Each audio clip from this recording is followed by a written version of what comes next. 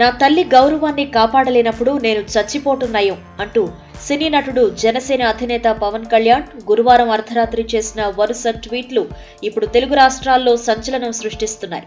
తన తల్లి పట్ల అసభ్య వ్యాఖ్యలు చేయించి దాన్ని అనుకూల మీడియాలో పదే పదే ప్రసారం చేయించి చర్చాగోష్ఠులు నిర్వహించి అమానుషంగా వ్యవహరించారంటూ ఆయన కొందరు రాజకీయ మీడియా వ్యక్తులపై ట్విట్టర్ వేదికగా మండిపడ్డారు.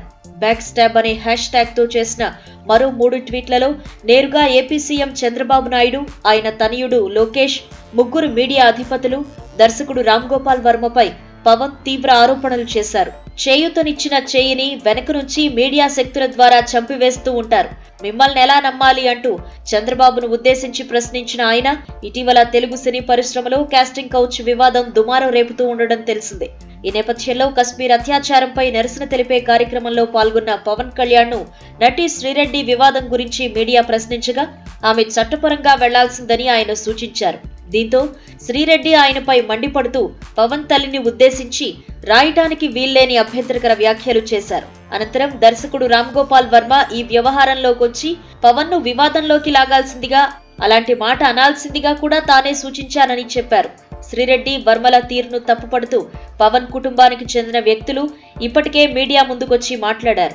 గతంలో పవన్ సోదరుడు చిరంజీవి ప్రజారాజ్యం స్థాపించినప్పుడు కూడా అనేక కుట్రలు జరిగాయని, ఇప్పుడు పవన్ విషయంలోనూ అలాగే జరుగుతోందంటూ రాజకీయ పార్టీలు నేతలపై పరోక్ష వ్యాఖ్యలు చేశారు. అయితే పవన్ ఇప్పుడు తన ట్వీట్లతో నేరుగా ఆగ్రహం, ఆవేదన వ్యక్తం చేస్తున్నారు.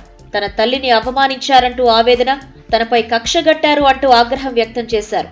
వృద్ధాప్యంలో ఉన్న తన తల్లిని ఉద్దేశించి అభ్యంతరకర వ్యాఖ్యలు చేసినట్లే, దానికి మీడియాలో ప్రచారం కల్పించినట్లే ఇతరుల విషయంలోనూ చేస్తారా అంటూ ఆయన ప్రశ్నించారు. చంద్రబాబు నాయుడు, లోకేష్ల గురించి ఇలా మాట్లాడగలరా? విపక్ష నేతనెవరైనా దుర్భాషలాడితే దాన్ని ప్రసారం చేయగలరా?